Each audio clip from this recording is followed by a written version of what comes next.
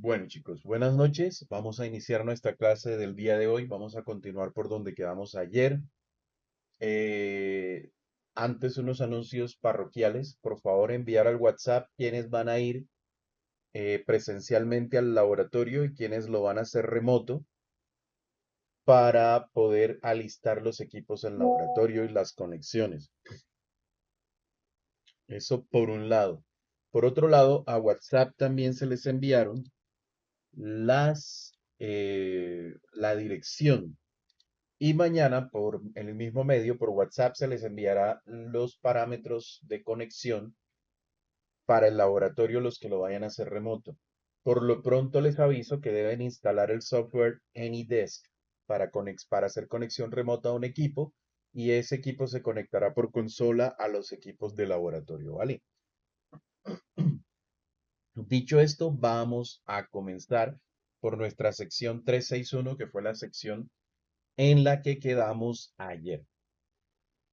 Ayer veíamos que nuestros mensajes no se envían como un todo, eh, es decir, no se envía un bloque de mensajes, sino que nuestros datos se dividen en trozos más pequeños y al proceso de dividir nuestros datos en esos trozos más pequeños se le denomina segmentación del mensaje. La segmentación del mensaje tiene dos beneficios principales. Aumenta la velocidad debido a que estamos transmitiendo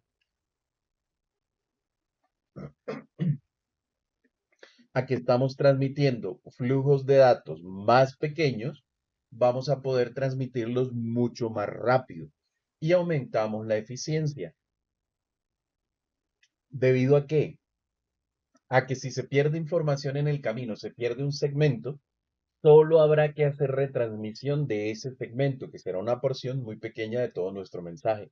En cambio, si enviáramos el mensaje como un todo, como un bloque de datos completo, a la hora de perderse ese bloque de datos, nos tocaría hacer el reenvío de absolutamente todo el mensaje. Estas son dos características importantes del proceso de segmentación. Ahora, el hecho de que nuestros mensajes no viajen como un todo posibilita otro proceso que se conoce como multiplexación. Por lo pronto vamos a ver aquí una animación de lo que es segmentación, que ya la hemos visto. Simplemente se toma un dato y se envía como trozos pequeños. La multiplexación, ¿en qué consiste? En que se aprovecha que en el canal se están enviando trozos pequeños de datos, es decir, se están enviando segmentos y se pueden combinar segmentos de diferentes comunicaciones al mismo tiempo por el mismo medio de transmisión. Esa es la razón por la cual ustedes pueden recibir mensajes de WhatsApp, mensajes de correo electrónico, la videoconferencia y múltiples cosas al mismo tiempo en su equipo, como si todo estuviera llegando realmente al mismo tiempo. Lo que ocurre es que los segmentos de cada una de esas comunicaciones van llegando unos detrás de otros a través del medio de comunicación o del medio de transmisión, del cable o del espectro radioeléctrico, lo que estemos usando, y la capa de transporte, como ya hemos venido viendo, va tomando cada segmento, va verificando a qué conversación pertenece, es decir, a qué proceso debe entregárselo, de acuerdo al número de puerto, y va mirando también, de acuerdo al secuenciamiento, en qué orden tiene que írselos entregando al proceso de destino. Y por eso usted puede recibir varias comunicaciones al mismo tiempo. Entonces, la segmentación, la división en segmentos o en trozos más pequeños de nuestros datos. Y la multiplexación, la combinación de segmentos de diferentes comunicaciones en el medio. La secuenciación, como lo vimos ayer, como enviamos segmentos y cada segmento debe pertenecer o puede pertenecer a una comunicación diferente, cada segmento debe ir identificado. El segmento uno y no solamente lleva un número de segmentos, sino que normalmente lleva de cuántos es el paquete. Entonces, el número de segmento o la secuencia del segmento dentro de la comunicación para cada una de las comunicaciones que tengamos establecidas. Ahora, en el proceso de segmentar nuestros datos, ¿qué ocurre? Que lo vimos ayer de una manera un poco somera. Cuando se produce un dato, por ejemplo, cuando nosotros enviamos un archivo de un computador a otro, ¿qué ocurre?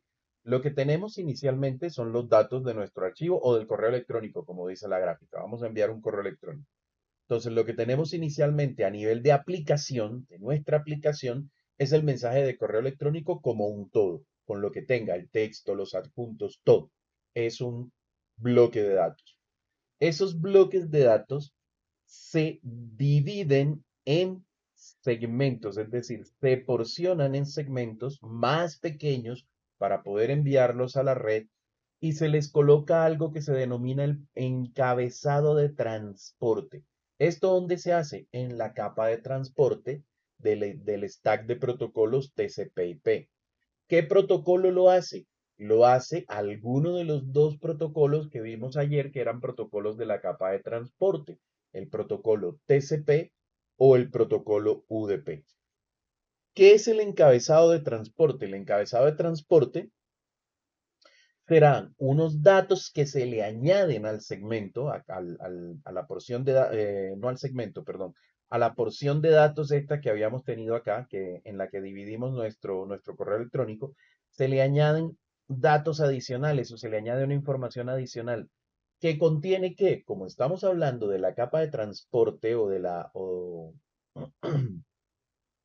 de la capa de transporte de nuestro modelo TCP/IP, lo que se le añade es información que permite identificar al proceso que emite los datos y al proceso que lo repite, que lo recibe, perdón.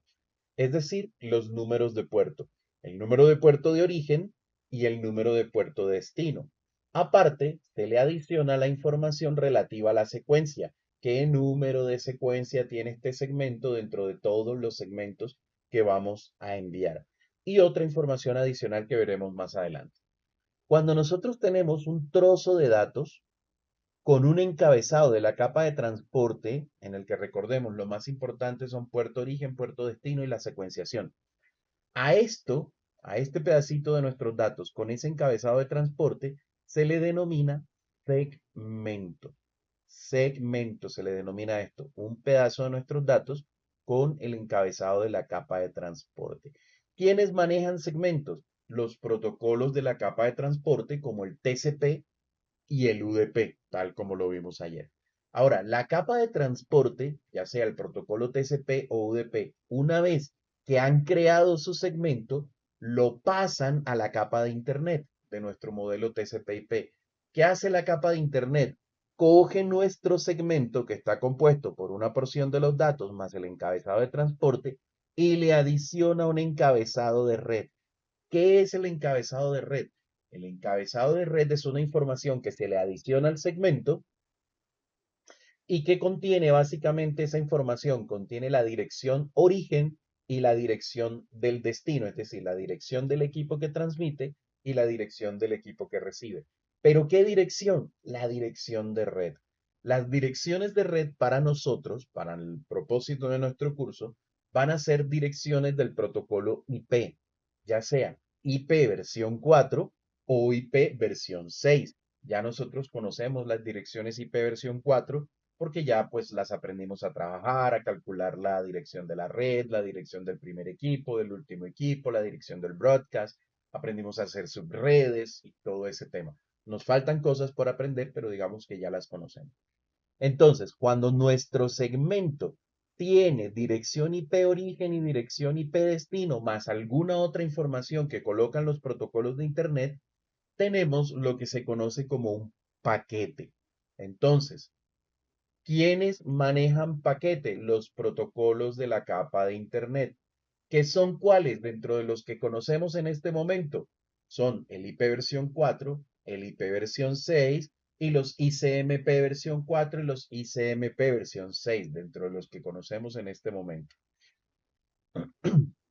Luego, la capa de Internet, cuando arma su paquete, se lo pasa a la capa de acceso a la red. La capa de acceso a la red lo que toma el paquete, que es nuestros datos con el encabezado de transporte, es decir, el segmento, más el encabezado de red, es decir, el paquete, y le adiciona un encabezado de trama y un tráiler de trama. Como ven, ya aquí no se adiciona solamente un encabezado, sino se adiciona un tráiler. El encabezado tiene el direccionamiento físico del equipo origen y del equipo destino. Una diferencia fundamental entre el direccionamiento de Internet y el direccionamiento físico o direccionamiento LAN es que este direccionamiento de Internet no cambia a lo largo del recorrido del paquete por la red. En cambio, este direccionamiento de la trama o direccionamiento de LAN solamente es válido en los equipos de la misma red. Y cuando pasamos a otra red, es decir, cuando atravesamos un enrutador, ese direccionamiento de LAN o de direccionamiento físico cambia. ¿Vale? Aparte, podemos ver que aquí en la capa de acceso a la red es en la única capa en la que además del encabezado se adiciona un tráiler de trama. O se adiciona un tráiler, perdón. Aparte del encabezado se adiciona un tráiler. En ninguna otra de las capas habíamos adicionado, sino solamente encabezados. Este tráiler tiene propósitos de control de errores. ¿Por qué? Porque la capa de acceso a la red es la que más cercana está a los medios físicos. Entonces necesitamos mecanismos de control para verificar que los datos no se dañan en el medio físico, es decir, que no tenemos corrupción de los datos cuando van por el cable o cuando van por el aire o cuando van por la fibra óptica. Y aquí lo que tenemos se denomina trama dependiente del medio. Aquí dice marco, pero esto es un error de traducción, porque en inglés trama es frame, y frame, una de sus posibles traducciones es marco, o fotografía, lo van a ver también traducido como fotografía, pero en realidad es trama. Y trama dependiente del medio. ¿Por qué dice aquí que la trama es dependiente del medio? Porque sin importar si su comunicación es a través de cable UTP, de fibra óptica, de cable coaxial, de red inalámbrica WLAN, vía satélite, vía microondas, lo que usted quiera, los segmentos siempre van a ser iguales. Los paquetes siempre van a ser iguales, pero las tramas sí van a ser diferentes dependiendo el tipo de medio que estemos utilizando para conectarnos. Si es cableado, si es inalámbrico, si es de fibra, si es UTP o si es un cable coaxial o si es un enlace serial, la trama va a ser un poco diferente. ¿Por qué la trama tiene la necesidad de ser diferente? Porque los mecanismos de control para monitorear errores, para señalizar que está comenzando una trama o que está finalizando una trama, son diferentes en un medio de cobre que en un medio inalámbrico. ¿Debido a qué? Debido a las características propias de cada tipo de medio. Lo que funciona bien para unos no funciona bien para otros, es decir, no son universales esos mecanismos. Recuerden que hablábamos que uno de los propósitos, uno de los requisitos en la comunicación es poder identificar cuándo empieza un mensaje y cuándo termina. Entonces, las tramas tienen eso. Hay un proceso que indica cuándo inicia una trama y hay un proceso o un patrón o un código que identifica cuándo termina una trama. En el laboratorio de ayer, los que lo hicieron, he recibido un solo laboratorio hasta el momento, los que lo hicieron pudieron apreciar ese proceso. Se les preguntaba por un campo que efectivamente no lo pueden ver en el Packet Tracer, que es el campo de preámbulo, pero se les explicaba en el laboratorio que era, a qué hacía referencia ese campo. Y por último, esta capa de acceso a la red deriva hacia allá el medio físico y lo que envía son bits.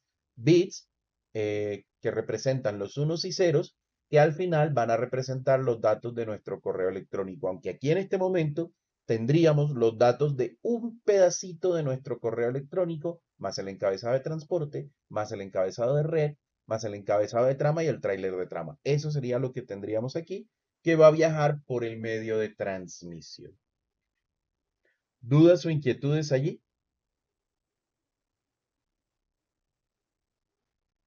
¿Ninguna? No, señor. Ok. Ahora, a esto de datos, segmento, paquete, y trama se le conoce como PDU. PDU por Protocol Data Unit, o se le conoce también como unidad de datos de protocolo, ¿vale? Entonces, la unidad de datos de protocolo de la aplicación o de la capa de aplicación son los datos. La unidad de datos de protocolo o la PDU de la capa de transporte son los segmentos. La unidad de datos o PDU de la capa de Internet son los paquetes y la unidad de datos o PDU de la capa de acceso a la red son las tramas. Entonces, PDU, Protocol Data Unit, datos, segmento, paquete y trama. Cuando hablemos de trama, estamos concentrados en la capa de acceso a la red. Paquetes, estamos concentrados en la capa de Internet. Segmento, estamos concentrados en la capa de transporte. Y datos, estamos concentrados en la capa de aplicación. A este proceso de segmentar o de ir agregando encabezados se le conoce como encapsulamiento o encapsulación. Esta animación ya la hemos visto varias veces, pero pues vamos a volver a verla. El servidor va a enviar la página, tiene los datos, efectivamente, los divide y a cada trocito le adiciona un encabezado de capa de transporte, en este caso de protocolo TCP, pudo ser UDP. Luego se le adiciona un encabezado o datos de Internet y tenemos un paquete. Y luego se le adiciona el encabezado de Internet o de acceso a la red y el tráiler. Y tenemos una trama. Y luego eso va al medio físico en forma de ceros y unos, codificados dependiendo del medio físico y se transmite. A ese proceso se le llama encapsulamiento o encapsulación. Aquí tenemos nuevamente ejemplos de desencapsulamiento, que es el proceso que ocurre al contrario. Llegan los bits, se desencapsula la trama, es decir, se le quita el encabezado y el tráiler de trama. ¿Y qué nos queda? Un paquete. Ese paquete se le pasa a la capa Internet. Se desencapsula el paquete, ¿qué quiere decir? Se le quita el encabezado de Internet y nos quedan un segmento. Se desencapsula el segmento y nos quedan datos. Esos datos se le pasan a la capa de aplicación. Y cuando todos los segmentos se han desencapsulado y se han reensamblado los datos, pues nuestro cliente podrá recibir o mostrarnos una página web. Acceso a los datos. En las redes nosotros necesitamos direcciones para saber quién es el emisor y quién es el transmisor, quién es el receptor. Tanto refiriéndonos a equipo origen y equipo destino, como refiriéndonos a procesos, proceso origen, proceso destino. Entonces, vamos a tener direcciones origen y destino de la capa de red. Estas direcciones origen y destino de la capa de red son direcciones IP, versión 4 y versión 6. Y nos dice la documentación que son responsables de enviar el paquete IP desde el dispositivo de origen hasta el dispositivo final, ya sea en la misma red o en una red remota. Y tenemos direcciones de origen y destino de la capa de enlace de datos. La capa de enlace de datos es una parte, bueno, cuando vimos nuestro modelo OSI, a ver, vamos arriba, organización de estándares, protocolos, modelos de referencia aquí. Cuando vimos nuestro modelo OSI, vimos que la capa de acceso a la red del modelo OSI corresponde a dos capas, a la capa de enlace de datos y a la capa física del modelo OSI. Cuando estamos hablando de acceso a la red, generalmente nos vamos a referir más a esto, a enlace de datos y física. La capa de enlace de datos, que lo veremos más adelante, es la que interactúa propiamente con el software, con los drivers de red y con la capa de Internet, o capa sí, de Internet o de red si hablamos del modelo OSI. Y la capa física es la que se encarga de todo el tema de conectorización, de voltajes, de transformación eléctrica, lumínica, de transformación en radiofrecuencias, etcétera, etcétera. Entonces, como para que lo recordemos allí. Y direcciones. Entonces, por eso aquí nos dice de la capa de enlace de datos. Esto es una parte de la, o corresponde al mismo acceso a la red. Entonces, estas direcciones de la capa de enlace de datos son responsables de enviar la trama de enlace de datos desde una interfaz de red a otra interfaz de red en la misma red. Entonces, como ven, direcciones IP para enviar de un equipo origen a un equipo destino, ya sea que esté en la misma red o en otra red. ¿Y qué reenvía? El paquete. Y las de enlace de datos son responsables del direccionamiento del reenvío de paquetes, perdón, de tramas, ya no paquetes, sino tramas, desde una interfaz de red a otra interfaz de red. Ahora, los tipos de direcciones que vamos a tener son físicas, que simplemente van a corresponder a bits de temporización y señalización. Bits nos referimos a ceros y a unos, que van a estar representados en un pulso lumínico, en un pulso eléctrico, en una señal de radiofrecuencia. Enlace de datos, vamos a tener en la capa de enlace de datos, esto sería en la capa física, en la capa de enlace de datos vamos a tener direcciones físicas de origen y destino, o de destino y origen. En la capa de red o capa de internet vamos a tener las direcciones de red lógicas de destino y origen. A este tipo de direcciones físicas las conocemos como direcciones MAC o Media Access Control o direcciones de control de acceso al medio. Estas direcciones lógicas son las direcciones IP, tanto IP versión 4 como IP versión 6. Vamos a tener en la capa de transporte direcciones que son los números de proceso de destino y de origen, pero esos números de proceso los conocemos como puertos. Y en las capas superiores lo que vamos a tener son datos codificados. Entonces, tenemos tres tipos de direcciones: las físicas, las lógicas, físicas o de acceso a la red o de enlace de datos, lógicas o direcciones IP, versión 4 o versión 6, y números de proceso que son los puertos.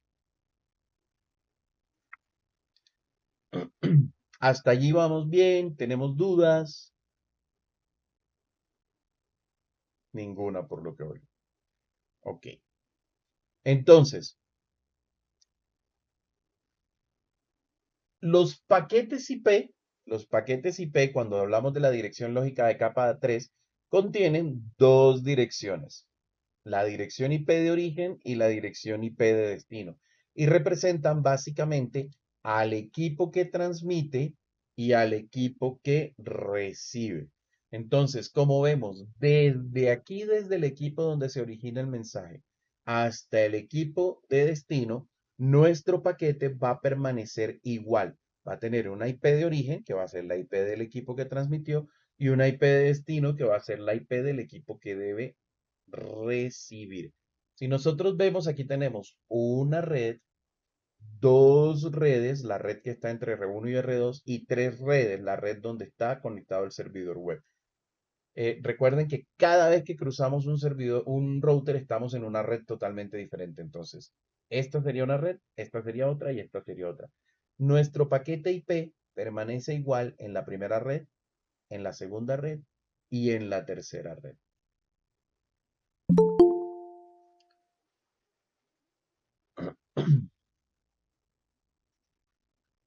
Ahora, un paquete IP contiene dos partes. Bueno, un paquete IP o una dirección IP contiene, bueno, sí, dos partes: la porción de la red IPv4 o prefijo IPv6, la porción de host IPv4 o la ID de interfaz IPv6. A ver, las direcciones, como nosotros vimos, contienen la dirección de red y la dirección de host. En el caso del IPv4, ¿eso cómo se sabe? Con la máscara de subred. La máscara de subred nos dice cuántos bits de la dirección IP que tenemos pertenecen a la dirección de red y cuántos bits pertenecen a la dirección de host, tal cual como lo vimos y como lo volveremos a ver en unos capítulos. En el direccionamiento IPv6 tenemos algo que se conoce como ID de la interfaz, que es lo mismo que la porción de host de la dirección IPv4, y tenemos el prefijo de IPv6. En IPv6 no manejamos máscaras de subred, sino que manejamos algo que se llama longitud de prefijo. Pero digamos que esto en realidad no es tan importante en este momento. Cuando lleguemos al capítulo lo veremos en más detalles. Ahora, nuestras comunicaciones se pueden dar con dispositivos que están en la misma red. Es decir, voy a comunicar el PC1 hacia el servidor FTP que tenemos acá. En este caso, ¿qué ocurre? Que nuestra trama va a tener, nuestra trama Internet o nuestro trama de enlace de datos va a tener una dirección física o dirección de enlace de datos o dirección MAC de destino y una dirección MAC origen. La dirección MAC de destino, ¿cuál va a ser? La dirección del equipo al que debe llegar la información. La dirección MAC origen, ¿cuál va a ser? La dirección MAC del equipo que hace la transmisión. En el encabezado de IP también, o de encabezado de Internet, también vamos a tener direcciones origen, dirección destino. En la dirección IP de origen va a tener eh, pues la dirección IP del equipo origen. En este caso, la 192.168.1.110. Aquí, 192.168.1.110, el host. Asumimos que esto es una dirección de 24 bits. Dirección de destino, pues la dirección 192.168.1.9 del equipo de destino. Y por último, pues tenemos los datos. Esto es una trama, faltándole el tráiler de trama, cuando hacemos comunicación en la misma red. El punto importante, ¿dónde va a estar? Aquí, en enlace de datos. El destino corresponde a la MAC del destino o a la dirección física del destino y el origen corresponde a la dirección física del origen. Eso es lo que tenemos que tener en cuenta en, en la comunicación entre dispositivos de la misma red.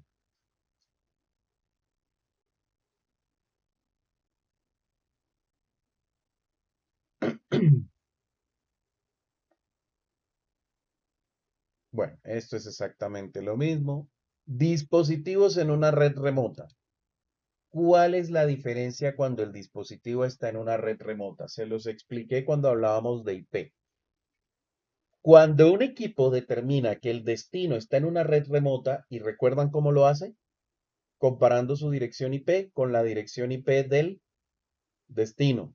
Y los bits que sean de red en su propia dirección IP tienen que coincidir con los bits eh, de la dirección de destino. De lo contrario, el equipo es un equipo remoto. ¿Sí recuerdan esa parte?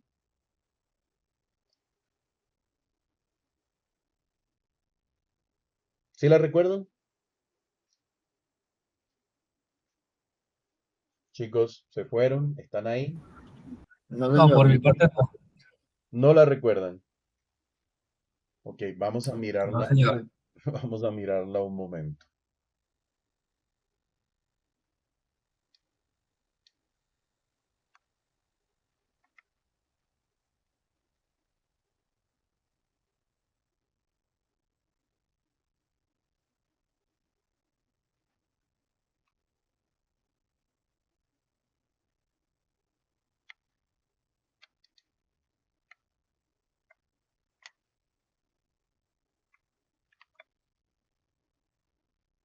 Uno.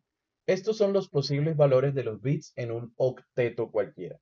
Si a nosotros nos dicen que tenemos una dirección IP 192.168.0.10, vamos a colocar, y que tenemos una máscara de subred 255.255.255.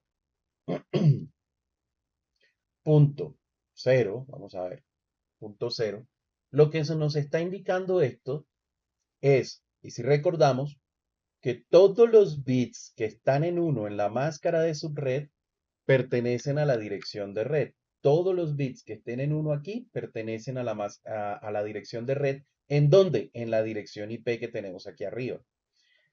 Todos los bits que estén en cero en la máscara de subred van a pertenecer a la dirección de host. ¿En dónde? En la dirección IP que tenemos arriba. Entonces, si recordamos, un 255 son 8 unos. Si yo tengo esto, 1, 2, 3, 4, 5, 6, 7, 8.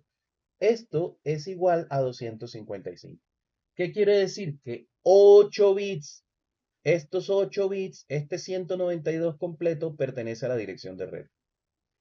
Otro 255, estos 8 bits, es decir, este 168 completo pertenece a la dirección de red. Otro 255, este 0 completo pertenece a la dirección de red. Porque aquí pues vemos 0, pero ese 0 está representado con 8 ceros, porque es un octeto binario. Y aquí tenemos un 0. ¿Qué quiere decir? Que tengo 8 ceros en la máscara de subred. Eso significa que los 8 bits completos que están ahí arriba pertenecen a la dirección del host. Entonces, este 10 pertenece a la dirección de host. Por lo tanto, y simplificando el tema, vamos a decir que nuestra dirección de red es 0. Sin embargo, sin importar esto, que esto sea 0 aquí, lo que significa es que estos primeros 8 bits, estos segundos 8 bits y estos terceros 8 bits pertenecen a la dirección de red y cualquier equipo que esté en esta red determinada por esta combinación debe tener esos 24 bits exactamente iguales. Entonces, ¿qué significa? Que todo lo que empiece por 192.168.0, lo que sea, va a pertenecer a esta red. ¿Vale? Otro caso, vamos a suponer que nos dijeron, no, la máscara de subred no es 0, la máscara de subred es, eh, esto sí es un 255, vamos a dejarlo ahí, pero nos dijeron, la máscara de subred es un 192, por ejemplo, 192. Nos dijeron que esa era la máscara de subred. ¿Qué quiere decir? Bueno, quiere decir que este 255 sigue significando que los 8 bits completos son de la dirección de red 192. Esto, otra vez 8 unos, este 168 es de la dirección de red. Esto, otro 255, significa que este 0 completo con sus 7 hermanos son de la dirección de red. Ahora, el tema está en este 10. Este 10, ¿cómo lo represento yo en binario? 1, 1, 0, 0, 0, 0, 0, 0. ¿Por qué? Porque como estos son los valores que puede tomar cada bit, entonces yo simplemente si tomo este bit que vale 8 y este bit que vale 2 y los pongo en 1, ya tengo un 10. 8 más 2 me da 10. Entonces voy a tener 1, 2, 3, 4. Es para representar ese 10. 1, 2, 3, 4, 1, 0, 1, 0, 1, 0, 1, 0. Ahora, este 192, lo que me dice, si yo quiero formar un 192, esto es igual a un 10. Si yo quiero formar un 192, tengo que sumar 128 más 64, ya me da 192. Entonces un 1, 1, 0, 0, 0, 0, 0, 0. Eso es un 192. ¿Qué ocurre? Que mi máscara de subred me está diciendo que este y este deben permanecer iguales. Esta es mi máscara aquí. Esta es mi máscara. Estos dos deben permanecer iguales para que un equipo esté en esta red. ¿Sí? Entonces, estos tres primeros deben estar iguales. Estos 8 primeros bits deben estar iguales. Estos 8 deben estar iguales. Estos 8 deben estar iguales. Y estos dos también deben estar iguales. En este momento, ¿en qué valor están? En 0, 0. Es decir, no pueden ser unos. Deben permanecer en 0, 0 para que la red, para que la dirección pertenezca a esta red. Ahora, si a mí me dan una dirección, por ejemplo, me dicen la dirección 192.168.0.48 y yo quiero saber si pertenece a esta red. ¿Yo qué miro? Bueno, los primeros 8 bits son iguales, sí son iguales. Los segundos, sí son iguales. Los terceros 8 bits, sí son iguales. Y aquí pues ya me tengo que preocupar. Preocuparme no, en realidad lo que tengo es que validarlos. ¿Qué debe pasar? Que los primeros dos bits de aquí, de este octeto, deben ser 00. Si son 00, pertenece a la misma red. Si los primeros dos bits no son 00, ya no pertenece a la misma red. Entonces vamos a hacer este 48 aquí. Tengo un 32 y 32 y 16 me daría ¿cuánto? 48, ¿cierto? 32 y 16. Dígame si Sí, estoy diciendo locuras. 0, 0, 0, 0, 0, 0. Yo soy ingeniero, pero soy malo para los números, o sea, así en la cabeza. Soy ingeniero que uso bastante calculadora. Entonces, por si acaso hago un cálculo mal, me corrigen. Entonces, 32 y 16 me da 48. ¿Ese 48 cómo es? Ese 48 es un 0, 0, 1, 1 y los cuatro ceros. 1, 2, 3, 4. ¿Son iguales los dos primeros bits a los dos primeros bits que tengo aquí? Sí, son iguales. Entonces, esta dirección está en la misma red. Pero vamos a poner otra dirección. No nos dijeron 48, sino nos dijeron 120. Entonces, 192.168.0.120. Y quiero saber si está en mi propia red o está en otra red. Primeros 24 bits, correctos. Segundos, correctos. Terceros, correctos. Este 120, vamos a mirar. 120, 64 no me sirve porque se pasa, entonces tengo 64 y 32 tendría 96. 96 y 16, vamos a sacar la calculadora. 96 más 16 da 112, listo, 112. Menos 120 me faltan 8, entonces tengo aquí 0, 0, 0, 0. Esto es un 120, ¿ya?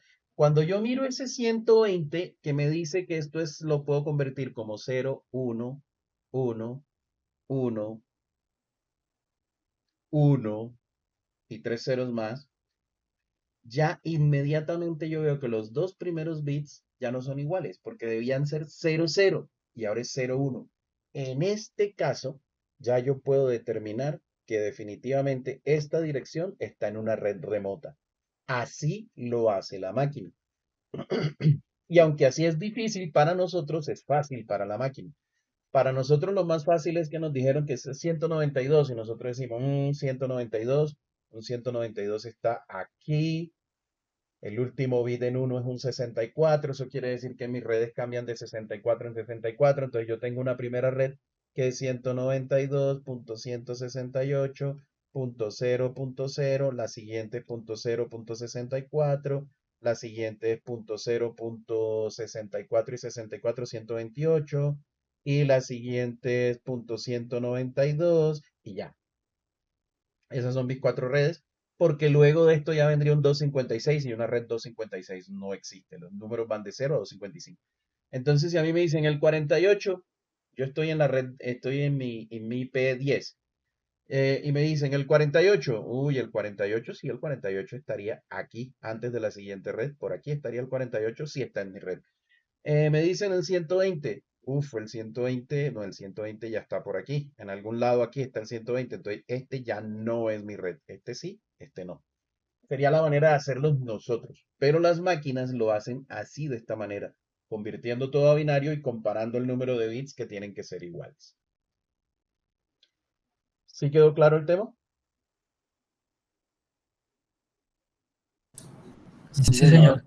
Ok, listo, pues de todas maneras esta clase, mañana les subo los videos de las clases grabadas. Hoy había alguien preguntando, efectivamente no he subido ninguno porque no he creado el grupo de YouTube, sí, la lista en YouTube.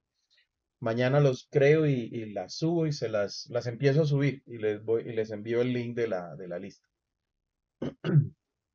Entonces esto va a quedar grabado y por aquí vamos a volver a pasar, así que no se preocupen.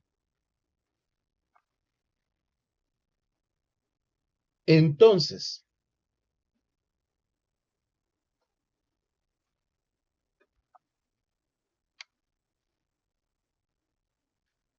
¿qué ocurre?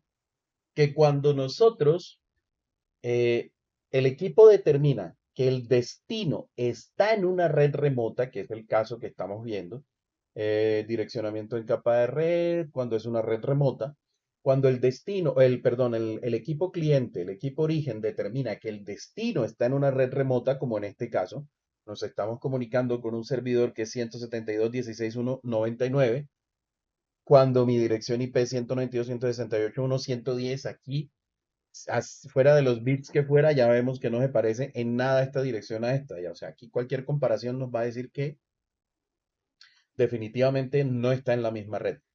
Pero cuando el equipo determina que el destino no está en la misma red, determina que no puede enviar el mensaje directamente, es decir, coloca como dirección origen en la capa enlace de datos la suya propia, la AAA, pero como dirección de destino física, coloca la dirección MAC del router que le sirve como gateway predeterminado, es decir, ya no envía con la dirección MAC del destino, sino con la dirección MAC del router. El router recibirá el paquete, recibirá la trama, perdón, y se encargará de gestionar el enrutamiento hasta llegar al destino. Como ven, eso es lo que ha cambiado. En cambio, el encabezado IP sigue igual, dirección IP origen, pues la dirección IP de quien transmite. Dirección IP de destino, la dirección IP de quien recibe. La diferencia radica aquí. Entonces, si el destino está en la misma red, la trama lleva como dirección MAC de destino la del equipo que debe recibir. De origen, la del equipo que transmite. Si está en una red remota, lleva como MAC de destino la dirección MAC del router y como MAC de origen la MAC de quien transmite. Si estamos claros hasta ahí, esta dirección física se le conoce como dirección MAC o dirección de enlace de datos. Si estamos bien hasta ahí. Y tenemos claro y recordamos la diferencia entre la red local y la red destino.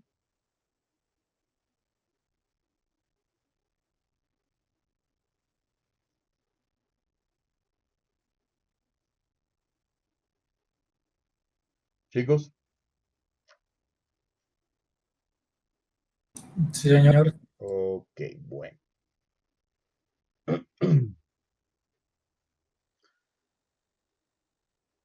Direcciones de enlace de datos, aquí el siguiente punto importante. Entonces nos dice la documentación que la dirección física de la capa de enlace de datos o capa 2 tiene una función distinta. Su propósito es enviar la trama de enlace de datos desde una interfaz de red hasta otra interfaz de red en la misma red.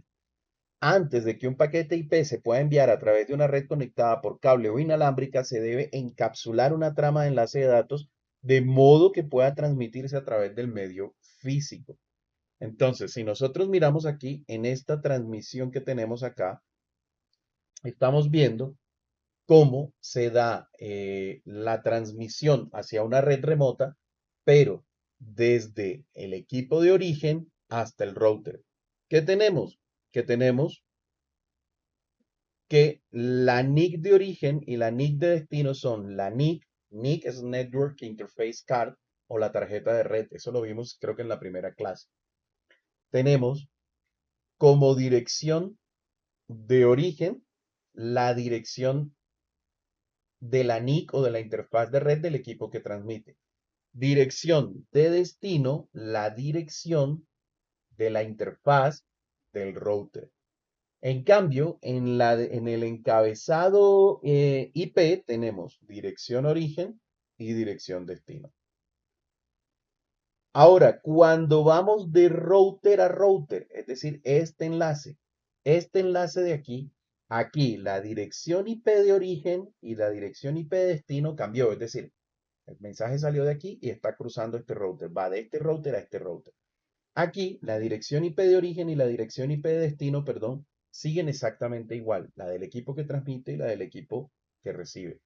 Pero ahora las direcciones MAC o direcciones de capa enlace de datos o direcciones físicas de destino y de origen corresponden a la de este router y a la de este router.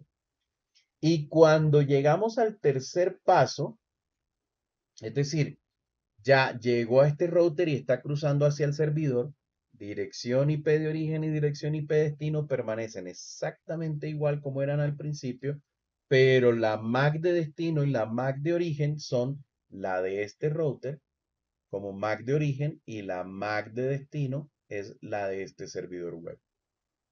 ¿Correcto? Entonces vemos cómo simplemente en la capa enlace de datos o en la trama de Ethernet, se van alterando estas direcciones. ¿Por qué? Porque siempre tiene que estar la dirección de la interfaz que recibe y de la interfaz que transmite. Interfaz que transmite, interfaz que recibe. Interfaz que transmite, interfaz que recibe. Aunque en realidad en el encabezado van invertidas, van primero la de destino y luego la de origen. Entonces siempre vamos a tener la interfaz que recibe y la que transmite, la que recibe y la que transmite, la que recibe y la que transmite.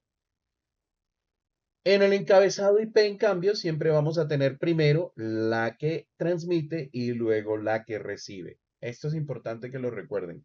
Las direcciones origen y destino van invertidas en la capa de enlace de datos y en la capa de Internet.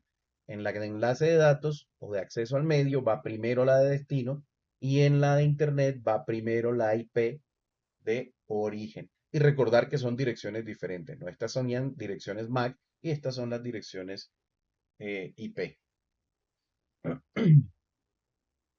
¿Claros hasta ahí, chicos? Sí, señor. Ok.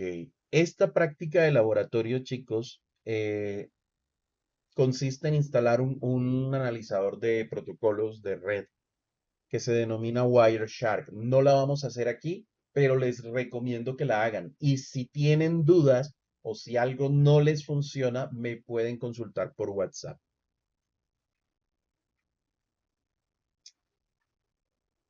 Capa física. Bueno, como hemos visto, todo el proceso de comunicación requiere de conexiones físicas, ¿sí? Entonces, hay todo un proceso en nuestro modelo de protocolos de referencia. En nuestro modelo OSI hay la capa enlace de datos y la capa física, que están contenidas ambas en la capa de acceso a la red. Pero específicamente nuestra capa física o capa 1 hace referencia a todo lo relacionado con la señalización y los medios de comunicación, desde el cableado, el tipo de cable, el calibre del cable, las distancias máximas, los voltajes que se van a manejar, la intensidad de la luz, la potencia de la señal inalámbrica. Todo eso está contemplado dentro de los estándares de la capa física. Ahora, los estándares de la capa física, pues están definidos por un conjunto de organizaciones como la ISO, la TIA y la EIA, la ITU, el ANSI, el IEEE, la FCC y la ETSI. Son instituciones que han hecho los estándares eh, que no, sí, que regulan todo el funcionamiento de los componentes físicos de la red. Esto no es importante aprendérselo, esto no les va a aparecer en el examen de certificación, absolutamente nada. Eso es simplemente cultura general, aunque en los exámenes parciales sí es posible que les aparezca, pero no con muchos puntos. Ahora, ¿cuáles son los componentes o qué analizamos en la capa física de los componentes de la red desde el aspecto físico? Los componentes, como los cables, los conectores y los dispositivos, la codificación y la señalización. Entonces, los componentes físicos son los equipos de hardware electrónicos, como las tarjetas de red, los cables, las interfaces, los materiales de los que están construidos, el diseño de los conectores, la seguridad de los conectores, los niveles eléctricos, etcétera, etcétera. El otro aspecto que se considera es la codificación. La codificación es el método que se utiliza para convertir nuestros datos en un grupo de bits que los representen. Eso debe estar estandarizado para que en el receptor se pueda identificar qué significa cada grupo de bits. Está codificado desde los caracteres. Ahorita mismo hay una codificación más amplia, pero al inicio de los tiempos había una codificación que se denominaba ASCII y cada carácter tenía un código, o tiene todavía, porque la codificación ASCII existe. Lo que pasa es que hoy en día utilizamos, aparte del ASCII, otra codificación que es la UTF para representar caracteres.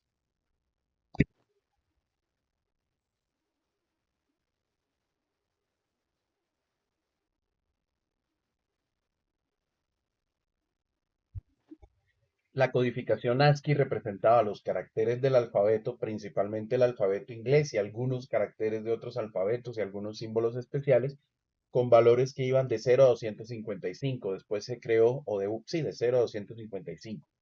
De hecho, había hasta un carácter sonoro que tenía el código 7. Y usted en sus programas emitía el código 7 y el computador pitaba. Era el bip del computador. Era un código ASCII y estaba representado por eso. La letra A estaba representada por el código 65, la arroba por el 64 y así sucesivamente. Pero, pues, como empezaron a incluirse más caracteres por el uso de otros idiomas, tildes, caracteres especiales y todo eso, pues se creó algo que se llamó el ASCII extendido y luego pasamos a lo que usamos hoy en día, que es el UTF. Y empezamos con el UTF de 8 bits y hoy vamos por el UTF de 64 bits y no sé qué historia, bueno, cualquier cantidad de cosas. Pero el caso es que siempre se ha necesitado una codificación, es decir, describir grupos de ceros y de unos que representen nuestra información. A eso se le denomina codificación. Ahora, la señalización. ¿En qué consiste la señalización? En la manera como representamos en el cable o en el medio de transmisión, ya sea fibra óptica, cobre o inalámbrico, cómo representamos esos bloques de ceros y unos, es decir, cómo insertamos ese código. Y a eso se le llama señalización. Ahora, la señalización la podemos tener en el cobre, por ejemplo, en el cual vamos a representar los ceros y unos a través de variaciones de voltaje. Hay diferentes mecanismos de codificación, en los cuales voltajes entre 0 y 1 voltio pueden representar un 0 y de 3 a 5 voltios pueden representar un 1, por ejemplo. Y básicamente, los voltajes o la comparación del voltaje a lo largo del tiempo le indican a la máquina si se está recibiendo un 0 o si se está recibiendo un 1. En los cables de fibra óptica, la codificación se da por impulsos lumínicos. Impulso lumínico o determinadas longitudes de ondas de la luz representan un 1 o representan un 0 o la ausencia de luz representa un 0 y un pulso lumínico representa un 1. Y en los medios inalámbricos simplemente eh, se modulan las señales del espectro radioeléctrico para representar ceros y unos. Y hay diferentes tipos de modulación. Lo que hacemos es variar la forma de la onda del voltaje para modular, ya sea por amplitud del ciclo de la onda o por frecuencia del ciclo de la onda o por modulación de pulsos para representar ceros y unos.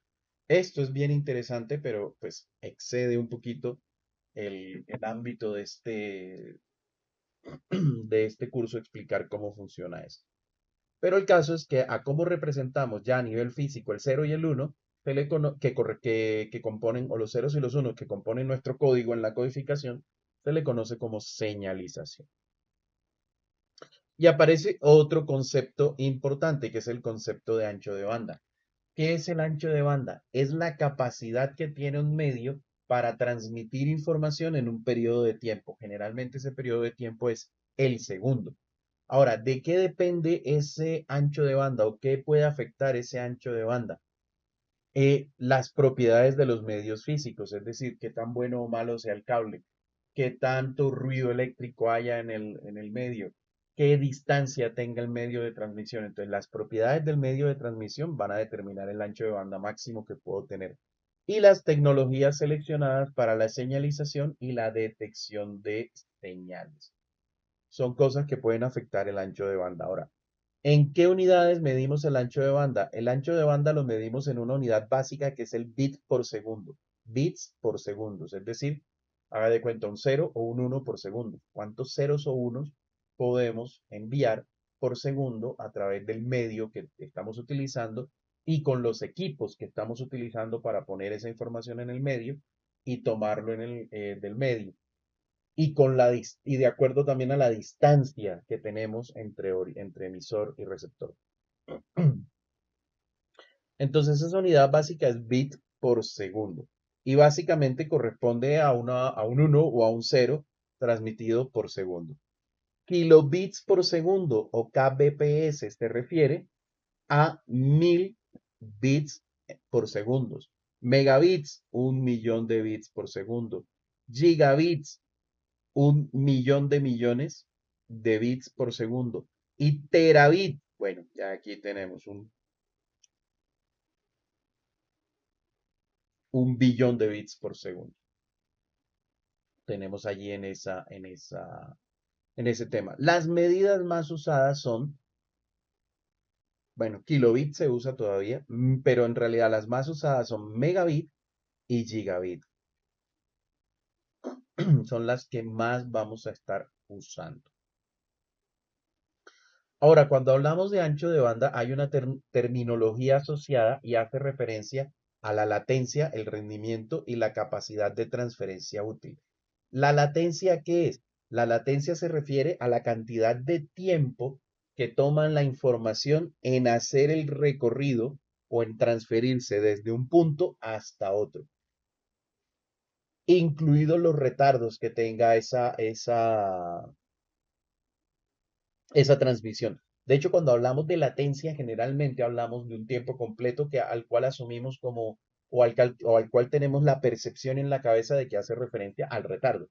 La latencia de la red, ¿cuánto es? No, son 10 segundos. Quiere decir que la información tarda 10 segundos en llegar de un lugar a otro. El rendimiento, ¿a qué hace referencia al rendimiento? Si usted tiene una conexión de 1 megabit o de 1 gigabit, esa, digamos, especificación es teórica. Usted puede tener un switch de 1 gigabit, un cable que está certificado para trabajar a 1 gigabit, una tarjeta de red en su computador de 1 gigabit, y lo mismo puede tener en la otra punta, en el otro computador, una tarjeta de 1 gigabit con cable certificado para 1 gigabit conectado al mismo switch, pero a la hora de la verdad, usted no va a poder transmitir a 1 gigabit exacto. Esa es un valor de referencia y es teórico. ¿Por qué? Porque el solo hecho de cruzar el cable, el solo hecho de ser procesado por el switch, el solo hecho de ser procesado por la tarjeta tiene una latencia, ¿sí? Entonces, usted en lugar de pasar 1 gigabit, va a poder pasar 990 megabits, por ejemplo. Entonces, al valor real del tráfico que usted puede mover a través de una conexión, a eso se le conoce como el rendimiento o el throughput de la red. ¿Qué va a afectar el rendimiento? Pues la cantidad de tráfico, el tipo de tráfico y la latencia creada por los diferentes dispositivos, porque esa es la otra. No es lo mismo hacer conexión de un equipo a otro que están conectados al mismo switch y es lo único que está conectado en el switch, a hacer transmisión a través de un switch de 48 puertos en donde todos los puertos están ocupados y todos los equipos están transmitiendo al mismo tiempo. Esa cantidad de tráfico también hace que la latencia producida por el switch sea más alta.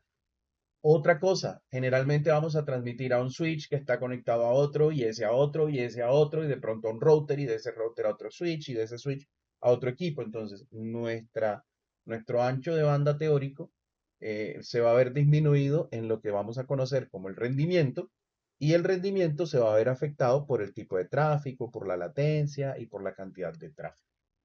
¿Listo? Pero en síntesis, el rendimiento es el ancho de banda real que podemos utilizar.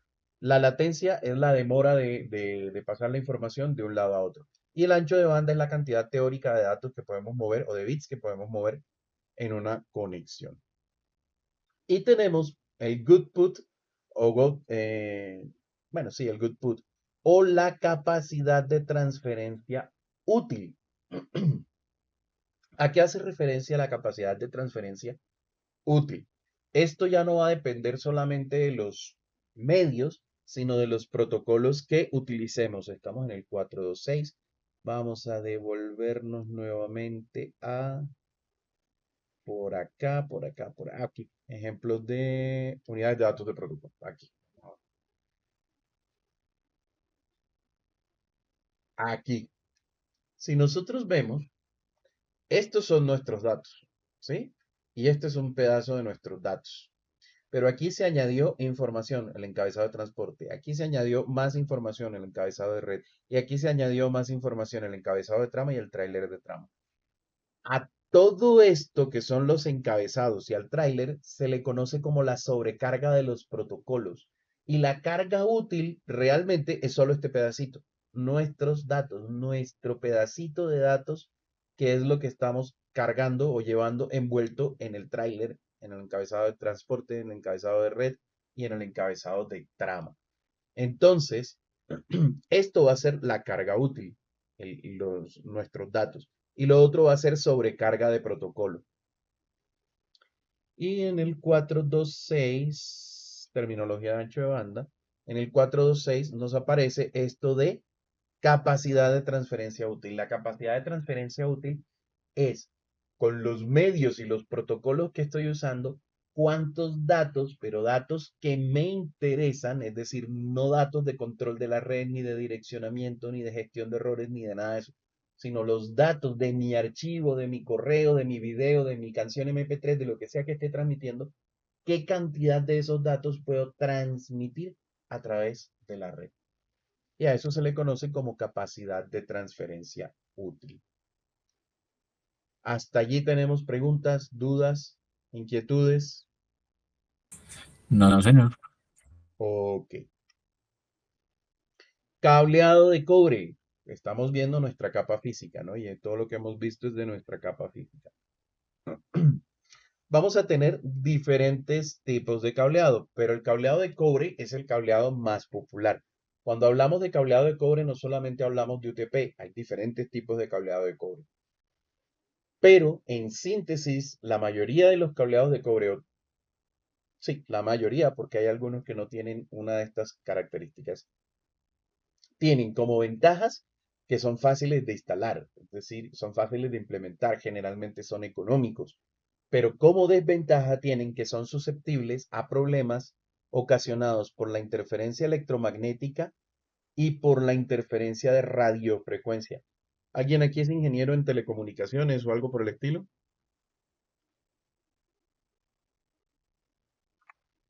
Bueno, hay una teoría, que no me acuerdo ahora cómo se llama, una ley, que creo que es, no recuerdo si es la de Faraday o no me acuerdo ahora mismo, pero bueno, es el principio de la transmisión eléctrica, de la transmisión inalámbrica. Si usted tiene un generador de cualquier tipo, o sea, una fuente de alimentación de cualquier tipo, bueno, no necesariamente, bueno, sí, una fuente de alimentación de cualquier tipo, y usted esa fuente de alimentación la lleva a un hilo conductor, ¿sí? Alimenta el hilo conductor con eso, la corriente tiene algo que se llama una forma de onda, ¿sí? Una forma de onda cuando es corriente alterna, cuando es corriente DC, pues no lo tiene. Cuando usted alimenta esto en un hilo conductor, esto es un cable de cobre, en el cable de cobre se genera un campo magnético que tiene la misma forma de onda que la corriente que usted está inyectando. ¿Ya? Obviamente no tiene la misma potencia de la señal original, pero se genera un campo magnético con esa misma forma de onda. Y cuando un conductor es cruzado o contactado o tocado por un campo magnético de esos, en el conductor se genera una corriente con la misma forma de onda que el campo magnético que lo tocó. Y de esta manera podemos transmitir información vía antenas. Digamos que es el funcionamiento básico de una antena. ¿Es correcto o estoy diciendo muchas locuras? A No ver, lo nuestro... sé. ¿Cómo? Es que no lo sé, no lo sabía. Ah, bueno, vale. Ok. Pero esto es muy a alto nivel, es el funcionamiento de las antenas y de los transmisores inalámbricos. Vale, gracias a esto recibimos, ¿cómo se llama? Recibimos AM, FM, TDT y todo ese rollo que tengamos ahora. Entonces, ¿qué ocurre? Cuando usted tiene su cable de cobre para transmitir datos, cuando usted tiene su cable de cobre para transmitir datos, En ese cable de cobre, ¿usted qué está enviando? Está enviando una corriente eléctrica que está codificada para representar ceros y unos. Pero ¿qué ocurre si por acá hay un motor? Por acá hay un motor eléctrico, que los motores eléctricos son conocidos por generar ruido eléctrico, por generar campos eléctricos. ¿Qué ocurre? Que ese campo eléctrico va a interactuar con nuestro hilo conductor y nuestra señal que iba en el hilo conductor va, aparte de llevar la señal, va a llevar ruido. ¿Eso qué quiere decir? Que puede deteriorar nuestros ceros y nuestros unos que iban aquí, vamos a suponer que eran estos, pueden terminar convertidos en esto. ¿Sí? Un mensaje totalmente diferente. Y a estos son los problemas que tienen los cables de cobre, a los que llamamos interferencia radioeléctrica o interferencia electromagnética.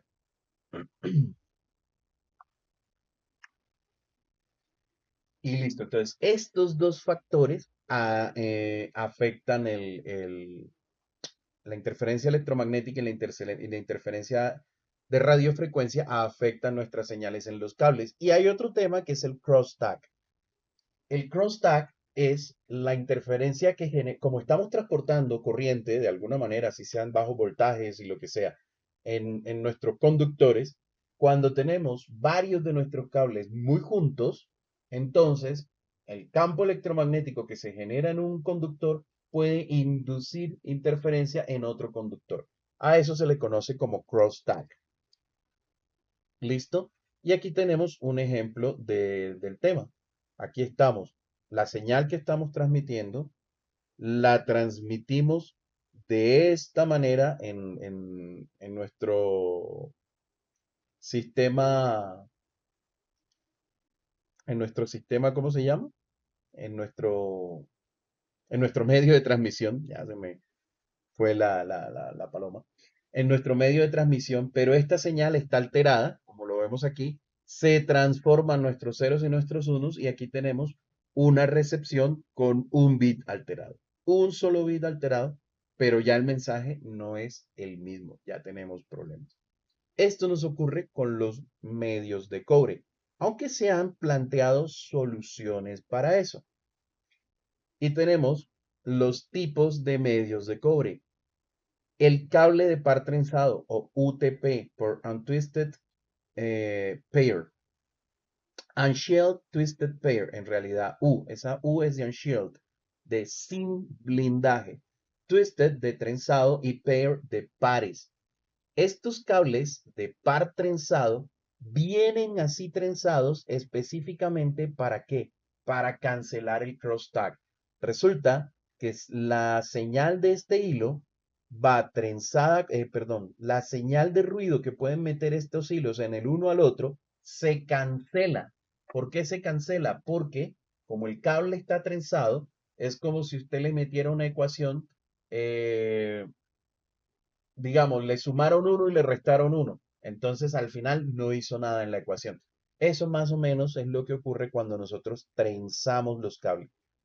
Y estos pares internamente en el cable van trenzados también entre ellos o van separados por una guía que hace las veces de blindaje, que impide que hagan crosstalk. Es decir, que la señal que va por un hilo de esos afecta a la señal que va por el otro hilo. El otro tipo de cable que tenemos es el STP o Shield Twisted Pair. Shield por blindado, Twisted por trenzado y Pair porque son pares. He escuchado personas pedir cajas de UTP blindado. No existe el UTP blindado. El UTP, por definición de su nombre, es sin blindaje.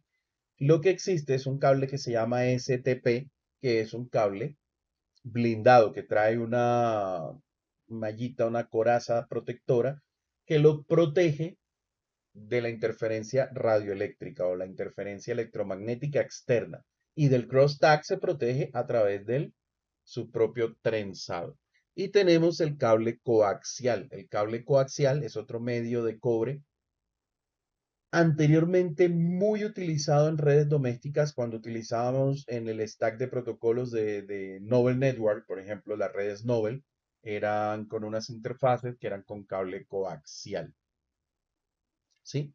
Hoy en día, pues se usa más que todo en instalaciones de algunos proveedores que utilizan señal de internet por cable, utilizan los cable modem como Claro, pero bueno, digamos que ya en instalaciones domésticas internas no se utiliza. Sin embargo, también es utilizado para la conexión de antenas y equipos de transmisión de microondas y ese tipo de cosas. Y aquí tenemos las características del cable de par trenzado, pero pues no es interesante detenernos en ellas. El cable de par trenzado blindado o STP, que tiene un recubrimiento plástico, una malla protectora que hace de blindaje y los pares que a su vez también pueden venir blindados entre ellos, blindados y aislados entre ellos. Cable coaxial, pues el cable coaxial que también se utiliza para, como les decía, instalaciones inalámbricas, instalaciones de internet por cable. Y es un cable que básicamente trae un único hilo, una malla, una capa protectora aislante, una malla que generalmente es la que hace, la que cierra el circuito. Esta malla es la que cierra el circuito. Aquí no hay dos hilos conductores, sino un hilo conductor y una malla que hace las veces de segundo hilo para cerrar el circuito. Y tiene estos diferentes tipos de conectores, que los que más se usan hoy en día son este tipo de conectores, los conectores tipo F, porque son pues los más seguros.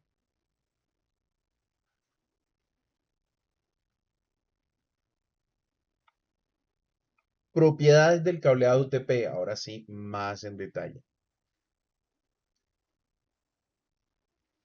El cableado UTP, aparte de ser sensible a las interferencias electromagnéticas y a las interferencias de RFI, también es sensible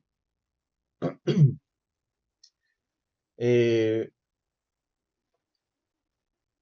a otros fenómenos como la atenuación. Bueno, y no solamente el cable UTP, la mayoría, los medios de cobre son sensibles a un fenómeno que se denomina la atenuación, que está determinado por la distancia del cable. Sin embargo, como les había comentado, hay medidas y normas para todo eso. Una de las normas que hay para contrarrestar la atenuación está relacionada con las distancias máximas permitidas en los cables. El tema de los cables que nos dicen que no puede haber más de 100 metros de cableado entre el equipo transmisor y el dispositivo intermediario, entiéndase el switch, eso se debe a que por encima de los 100 metros hay atenuación. Ahora, esos 100 metros deben incluir el cable que va desde su equipo hasta la pared, el cable horizontal que va a través de las paredes o de las canaletas hasta el panel de cableado o el panel de parcheo y el cable que sale del panel de parcheo hasta el switch donde está conectado. Ese tipo de cosas se deben tener en cuenta. Ahora, los diseñadores de cable han descubierto otras formas de limitar el efecto negativo del crosstalk, por ejemplo. ¿Cuáles son? La anulación. Los diseñadores ahora emparejan los hilos en un circuito. Cuando dos hilos en un circuito eléctrico están cerca, los campos magnéticos son exactamente opuestos entre sí. Esto era lo que les decía, que cuando los entorchábamos y estaban en el circuito, sus campos magnéticos iban a funcionar como sumar un 1 y restar un 1 a la ecuación. ¿Por qué? Porque son campos opuestos. Por lo tanto, los dos campos magnéticos se anulan y anulan cualquier señal de interferencia electromagnética y de RFI externa. Y el siguiente mecanismo es la variación del número de vueltas por hilo. ¿Esto para qué se hace? Para mejorar el efecto de anulación, los pares de hilo del circuito, los diseñadores cambian el número de vueltas de cada par de hilos de un cable. Los cables UTP deben seguir especificaciones precisas que rigen cuántas vueltas y trenzas se permiten por metro, es decir, por cada 3,28 pies de cable. Y aquí lo tenemos. Y efectivamente vemos como este cable tiene muchas menos vueltas que este y este tiene un número de vueltas también diferente. Conectores estándar de los cables UTP. Para los cables UTP, bueno, los cables UTP los vamos a encontrar en categorías, ¿sí? Las categorías de los cables están directamente relacionadas con el calibre del cable. Y vamos a encontrar dentro de las categorías más comunes la 3, la 5, la 5E, la 6, la 7 y la categoría 8. Y tenemos por ahí algunas y que 8E, 7E, etcétera, etcétera. En el mercado vamos a encontrar categorías que todavía no están estandarizadas. Algunas categorías de esas E no son un estándar, son mejoras que los fabricantes han hecho, pero no están estandarizadas específicamente. Sin embargo, la categoría 3 nos dice que se utilizó originalmente para comunicaciones de voz, pero más tarde para la transmisión de datos. Sin embargo, pues no es que fuera muy buena, sino que se manejaban velocidades en realidad bajitas. La categoría 5 y 5E se utiliza para transmisión de datos y soportan velocidades de 100 megabits en la 5 y de 1 gigabit o 1000 megabits en la 5E. La categoría 6 tiene un separador añadido entre el par de cables, es decir, usted abre ese cable y lo corta y va a encontrar que tiene una guía que es como una cruz plástica que separa los 4 pares que vienen dentro del cable. Y eso permite soportar velocidades más altas. ¿Por qué? Porque a mayor velocidad, a mayor frecuencia, más distorsión electromagnética se puede generar entre un par de hilos y el otro. Por eso esa separación ayuda a que se puedan manejar más velocidad sin que generen distorsión o crosstalk entre un par de hilos y otros. Y esta categoría 6 soporta hasta 10 gigabits. Categoría 7 también soporta 10 gigabits y categoría 8 que soporta hasta 40 gigabits.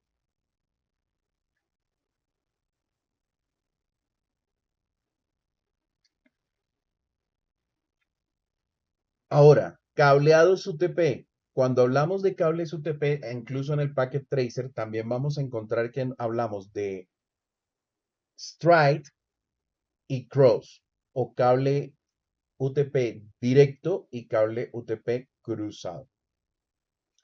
El cable de UTP directo es el cable de red más común que vamos a encontrar. Ahora, ¿a qué hace referencia directo y cruzado?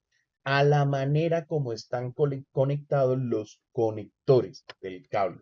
Los conectores para el cable UTP son conectores RJ45. Estos que tenemos aquí, bueno, aquí tenemos los jack RJ45 para poner en la pared y tenemos los conectores RJ45 que tenemos aquí, que todos conocemos. La manera de insertar esos hilos en el conector RJ45 está regida por una norma. Bueno, entre otras cosas, esto que tenemos aquí es un error de conectorización. ¿Por qué? Porque este tramo de cable que está por fuera del conector implica que tenemos un tramo de cable no trenzado muy largo. No trenzado. Recuerden que para meterlo en el conector, pues hay que destrenzar los pares. Pero esto aquí nos permite que ya la protección de crosstalk y la protección de EMI y RFI que nos da el trenzado se pierda, porque aquí ya no está trenzado. Entonces aquí cualquier interferencia radioeléctrica o electromagnética que llegue aquí ya nos va a afectar y nos va a afectar de aquí en adelante y de aquí hacia el conector. Entonces esto es un cable mal conectorizado. La razón, hay mucho cable sin trenzar fuera del conector.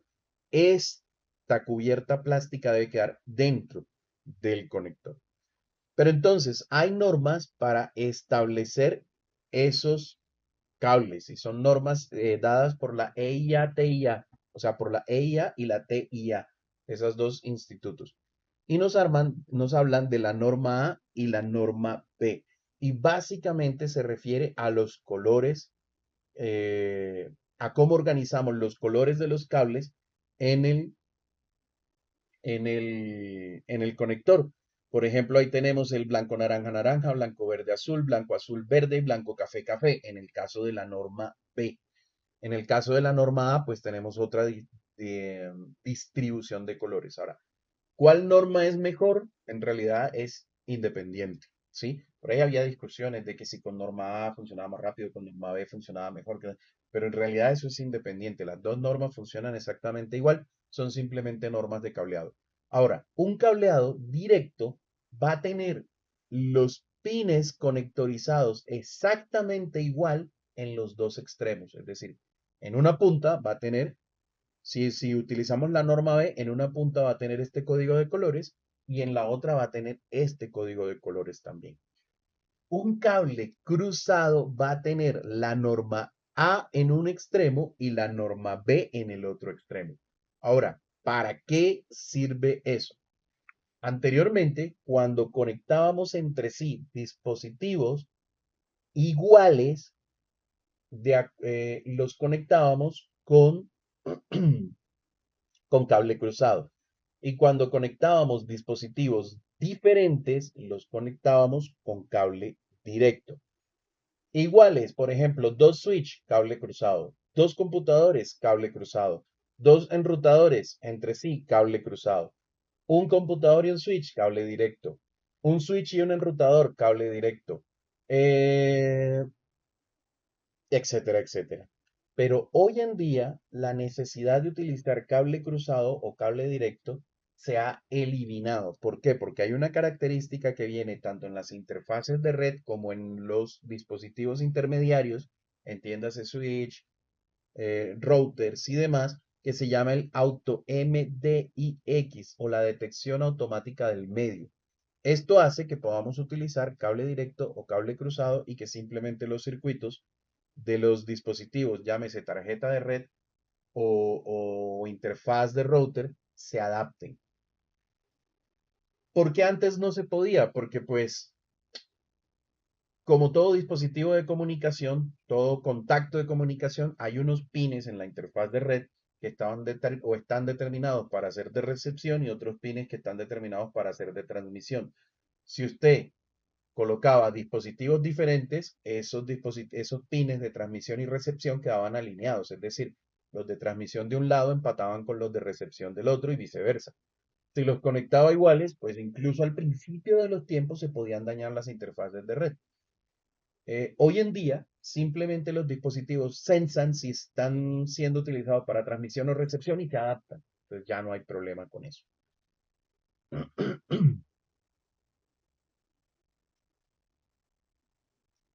Y tenemos otro tipo de cable de cobre que es el cable rollover, que es el cable que se utiliza para consolas.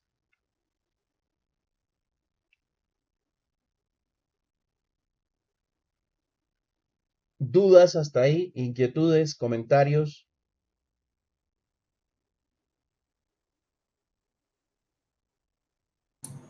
No, señor. Ok, vale. Bueno, esta es una actividad para hacer conexión de cables, pero esto pues les recomiendo que la hagan ustedes, se aprendan este código de colores y puedan hacer esta actividad.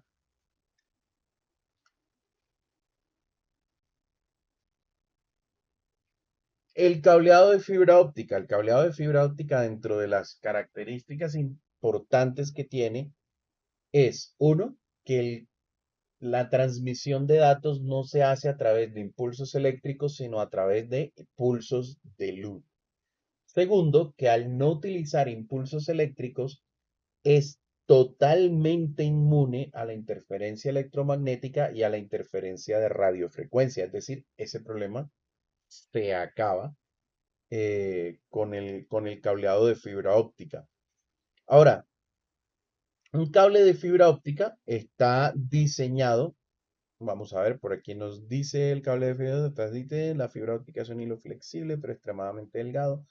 A modo de analogía, bueno, un cable de fibra óptica puede estar hecho de fibra de vidrio muy fina o de plástico muy puro y son cables extremadamente delgados. Incluso más delgados que un cabello humano, pero tienen unos recubrimientos que hacen que puedan tener cierta resistencia mecánica a la tracción mecánica y a los dobleces. No tanto como un cable de cobre. Usted un cable de cobre le puede hacer un doblez de 90 grados sin ningún problema. Un cable de fibra óptica, si lo dobla en exceso a 90 grados o incluso menos de 90 grados, empieza a tener dificultades para funcionar o puede incluso dejar de funcionar.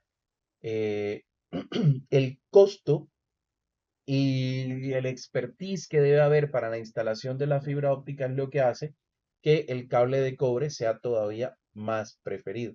y pues la resistencia del cable de cobre. Sin embargo, la fibra óptica es un medio ideal cuando necesitamos capacidades de grandes anchos de banda y cubrir distancias muy largas. Ahora, la fibra óptica o los tipos de cable de fibra óptica que tenemos, así como en cobre tenemos coaxial, STP y UTP, en fibra óptica tenemos dos tipos fundamentales de cable, el single mode fiber y el multimode fiber, o fibra óptica monomodo y fibra multimodo. ¿A qué hacen referencia la fibra óptica monomodo y multimodo? La fibra óptica monomodo tiene un núcleo de vidrio de 9 micrones, es decir, eso es exageradamente delgado.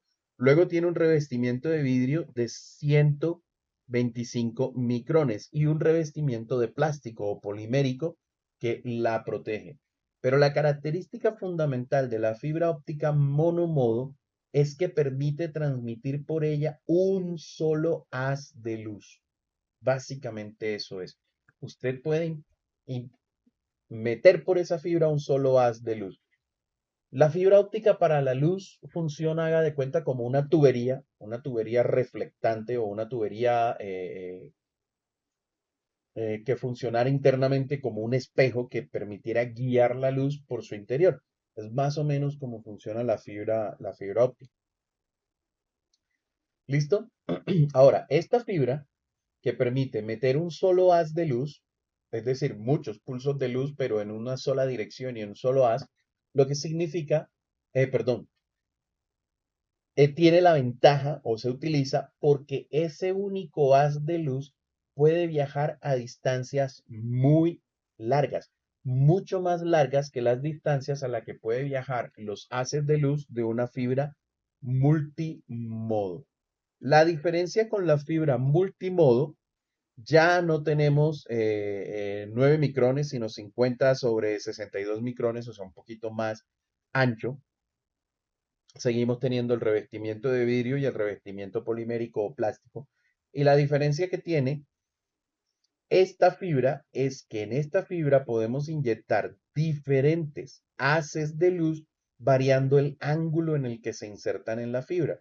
Y simplemente los haces de luz van a ir rebotando en la fibra hasta el otro extremo.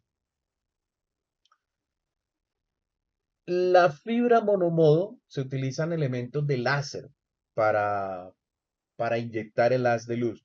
Para la fibra multimodo vamos a utilizar emisores LED, con los cuales podemos emitir estos diversos haces de luz. ¿Qué me permite estos diversos haces de luz? Que puedo hacer multiplexación de comunicaciones, es decir, yo no voy a enviar únicamente datos de un solo usuario o de una sola comunicación al mismo tiempo por la fibra.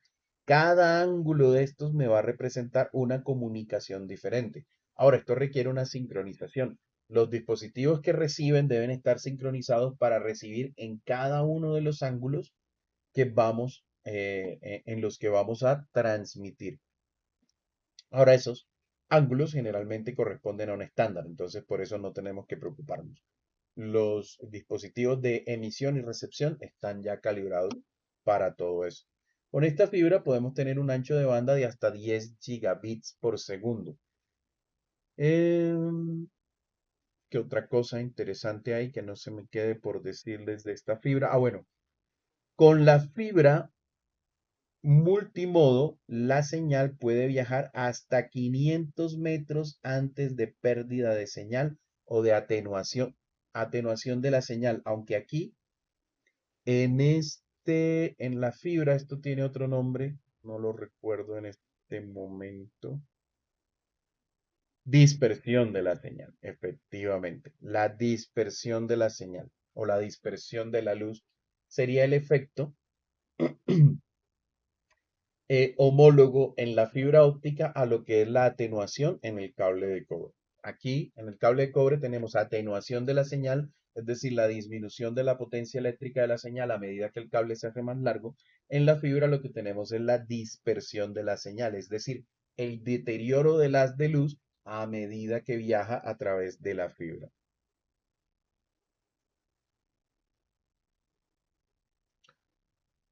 Usos del cableado de fibra en redes empresariales, en instalaciones FTTH, que son esas instalaciones de fibra hasta el hogar, en redes de larga distancia y en las redes de cableado submarino. Eh, la fibra es el medio más rápido, mucho más rápido que los medios inalámbricos, que los medios satelitales, que los medios de microonda, que todo lo que tengamos hoy en día. Por eso el Internet está interconectado en el mundo a través de cables submarinos entre Colombia y Estados Unidos, cables submarinos transatlánticos, etcétera, etcétera, para tener altas velocidades de conectividad. Así como tenemos diferentes conectores para los cables, bueno, para el UTP, pues tenemos solamente conectores UTP o RJ45, pero para así como tenemos varios conectores para los cables coaxiales, tenemos diferentes conectores para la fibra óptica. Tenemos conectores de punta directa o conectores ST, que fueron los primeros conectores de fibra que se empezaron a utilizar. Tenemos los conectores SC o conectores cuadrados, se les conoce. Tenemos los conectores LC o conectores simplex y tenemos conectores LC multimodo o conectores duplex. Estos conectores duplex son conectores que me permiten conectar dos hilos de fibra al mismo conector y hacer la conectorización con el objetivo de poder tener comunicación duplex. No recuerdo si al principio ya hablamos de lo que era comunicación dúplex y semidúplex, pero sin embargo se lo recuerdo. La comunicación dúplex es cuando yo puedo enviar y recibir información al mismo tiempo, y la comunicación semidúplex es cuando puedo o enviar o recibir, pero no las dos cosas al mismo tiempo. ¿Listo? Entonces, cuando tengo estos conectores dúplex con los dos hilos de fibra, puedo tener comunicación full duplex, no semiduplex. Con estos, pues también puedo, porque puedo conectar los dos conectores independientes con dos cables de fibra y tener comunicación full duplex, pero tengo la necesidad de tener dos conectores y puede ser susceptible a errores, el hecho de desconectar uno o conectar dos que no son, etcétera, etcétera. Y los cables de conexión de fibra que los vamos a tener SCSC, LCLC, STLC y SCST. Pero ¿de qué va a depender el tema? Simplemente del tipo de conector que tenga. Si tengo SC en las dos puntas o tengo SC en una punta y ST en otra, como en el caso de este conector. Comparación de fibra versus cobre. Esto es muy simple. Un cableado UTP me puede tener un ancho de banda de 10 megabits a 10 gigabits y un cable de fibra va a tener de 10 megabits a 100 gigabits. Las distancias de 1 a 100 metros y en fibra de 1 a 100.000 metros. 100.000 metros con fibra monomodo, con fibra multimodo hasta 500 metros. Inmunidad de mi RFI, pues con el cable UTP tiene inmunidad baja. Con el cable de fibra es totalmente inmune, no tiene problemas con eso. Inmunidad a peligros eléctricos, baja inmunidad, y la fibra es totalmente inmune a riesgos eléctricos, no maneja electricidad. Los costos del cable y de los conectores, el UTP es mucho más barato, la fibra es un poco más caro, aunque ha venido abaratándose. Habilidades de instalación. Para el cableado UTP no se necesitan muchas, saber usar una ponchadora, saber cortar cable, conectorizar y poco más. Pero para la fibra, sobre todo para el tema de empalmes y conectorización, se necesitan habilidades más específicas y equipos más específicos. Precauciones de seguridad muy bajo y muy alto. Seguridad sobre todo para el propio medio de transmisión. Si yo halo muy fuerte la fibra o si la retuerzo o si no la transporto adecuadamente, pues voy a tener problemas con la fibra.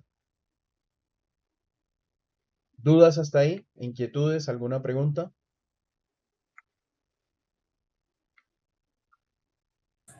No, no, señor. Ok.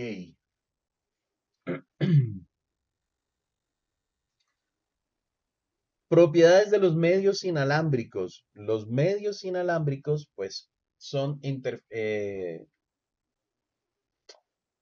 útiles porque proveen algo que no proveen ni los medios de fibra ni los medios de cobre, que es la movilidad. La movilidad es, digamos, el factor clave de los medios inalámbricos. La facilidad que presentan los medios inalámbricos para hacer instalaciones de manera rápida. Es decir, si usted tiene una oficina con 50 máquinas y las tiene cableadas y la traslada de ubicación, usted tiene que desarmar todo su cableado e mover todas sus máquinas y armar el cableado nuevamente en el sitio donde las va a reinstalar. Pero si usted, por el contrario, tiene una instalación inalámbrica, no tendrá que mover cableado, por lo menos no cableado de datos. Usted colocará el cableado de esos puntos de acceso inalámbrico y tendrá nuevamente cobertura a donde llegue. Pero así como tiene sus ventajas, también tiene limitaciones. Tiene limitaciones del área de cobertura. Las tecnologías inalámbricas tienen un área de cobertura mucho más corta que la cobertura del cable. Por otro lado, el cable tiene la misma eficiencia en toda su área de cobertura establecida. En cambio, la intensidad de la señal inalámbrica se puede ir degradando a medida de que usted se aleja de los equipos inalámbricos y se va degradando a medida que añade más usuarios. Hay mecanismos para eso, ¿no? Usted planifica su red y hay mecanismos para cubrir todo eso. La interferencia, la tecnología inalámbrica también es bastante susceptible a la interferencia electromagnética o la interferencia de radiofrecuencias. Los teléfonos inalámbricos, las lámparas fluorescentes, los motores, los hornos microondas, todo eso son dispositivos que pueden afectar las señales inalámbricas. La seguridad es un factor clave a tener en cuenta en las redes inalámbricas. Usted para conectarse indebidamente a una red cableada necesita acceso físico a la instalación para poderse conectar. Pero en cambio, las redes inalámbricas no necesito ni siquiera entrar a la oficina, ni siquiera entrar a la empresa. ¿Por qué? Porque desde afuera, si tengo el alcance suficiente, puedo acceder a la red inalámbrica. Entonces, eso es un tema. Y lo otro es que es un medio compartido que opera en modo duplex, lo que sin, ahorita les hablé de full duplex y de half duplex, pero bueno, utilicé una palabra que no la recuerdo ahora. Pero el caso es que esto es un medio compartido que no hay forma de hacer como les decía en la fibra. Conecto una para transmitir y una para recibir y tengo las dos cosas al mismo tiempo. El espectro radioeléctrico es uno solo. Entonces, o puedo transmitir o puedo recibir, pero no puedo hacer las dos cosas al mismo tiempo. ¿Listo? Los tipos de medios inalámbricos. Los tipos de medios inalámbricos más comunes son el Wi-Fi, que está estandarizado en la norma IEEE 802.11, y todos los modelos de Wi-Fi parten de aquí, 802.11a, B, G, N, etcétera, etcétera, y cada una de las implementaciones o variaciones de este estándar, lo que cambia son las distancias de cobertura y la velocidad máxima que puede tener la conexión. Tenemos las conexiones Bluetooth o de Personal Area Networks. Estos son LAN inalámbricas y estos son PAN o redes de área personal que están estandarizadas en el IEEE 802.15, que también tiene algunas variaciones y hacen referencia también a la cobertura y a la velocidad que pueden manejar. Aunque Bluetooth siempre está desarrollado o está pensado siempre para áreas cortas y para emparejar dispositivos, no para tener una red como tal, a diferencia del Wi-Fi. El WiMAX, que está en el IEEE 802.16, y el Zigbee, que está en el 802.15.4. Zigbee, que puede ser lo más raro aquí, es una especificación utilizada para comunicaciones de baja velocidad de datos y baja potencia. Está diseñado para aplicaciones que requieren corto alcance, baja velocidad de datos y larga duración de la batería. Esto está pensado para el Internet de las cosas y la industria 4.0 y todo ese rollo. Acá nos lo dice para el IoT o Internet de las cosas. Y hay otras comunicaciones inalámbricas, como nos aclara la nota, como la comunicación de red vía celular. La LAN inalámbrica o el Wi-Fi es el mecanismo de comunicación inalámbrica más utilizado actualmente y utiliza como dispositivos de red los puntos de acceso inalámbrico que vienen a ser lo mismo que un switch para la red cableada, pero esto es para la red inalámbrica. Entonces son dispositivos que tendrán antenas en lugar de puertos. Aunque los puntos de acceso inalámbricos, cuando son solamente punto de acceso inalámbrico, tienen un puerto de red cableado, pero que sirve no para conectar estaciones o equipos a la red inalámbrica, sino para conectarse ellos a la red cableada y poder compartir la red vía inalámbrica con los otros dispositivos.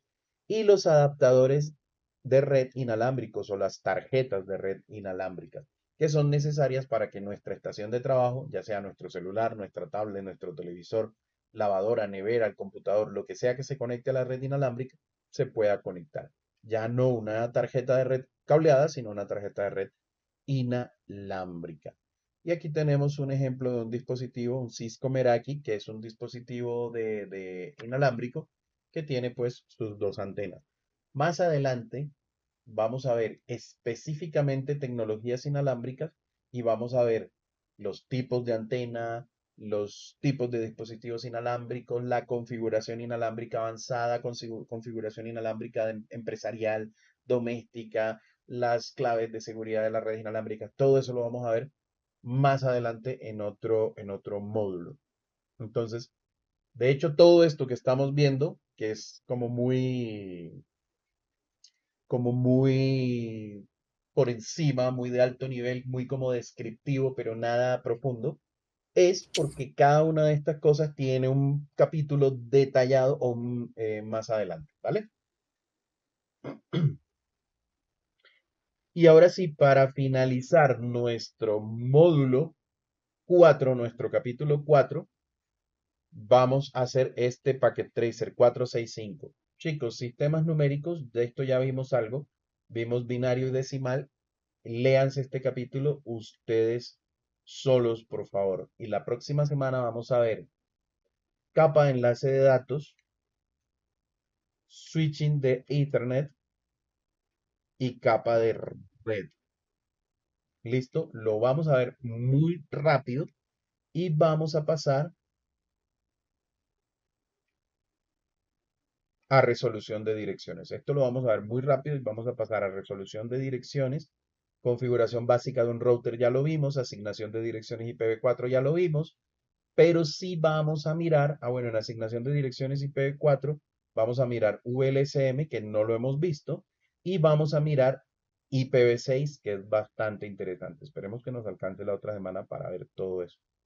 Afortunadamente ya la otra semana no tiene festivos.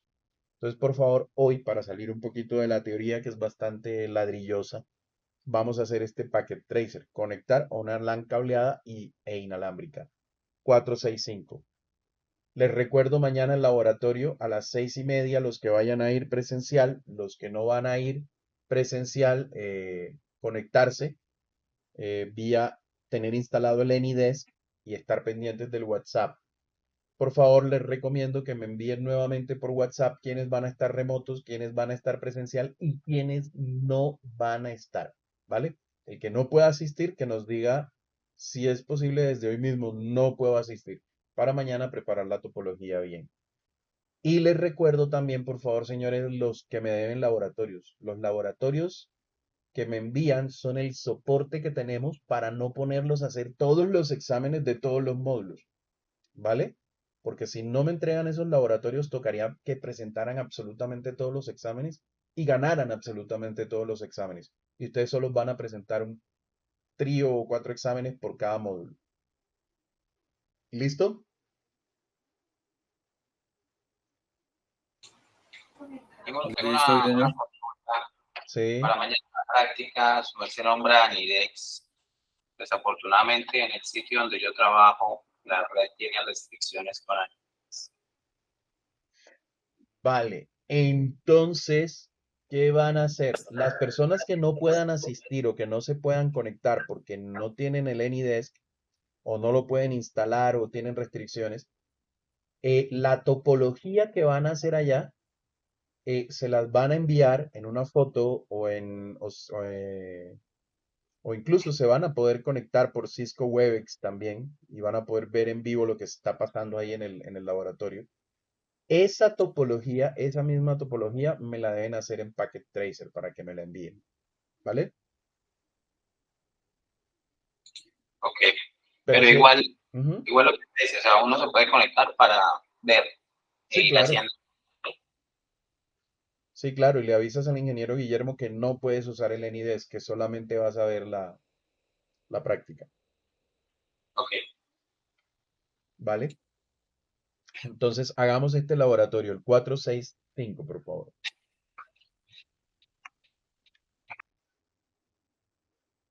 Bueno, chicos, ya he recibido dos correos de laboratorio. Eh, Creo que nos podemos desconectar. Quedo pendiente de los que no me han enviado el laboratorio y por favor no olviden confirmar en el WhatsApp quiénes van a estar presencial, quiénes van a estar remoto, quiénes solo van a estar como asistentes y quiénes no pueden estar, ¿vale?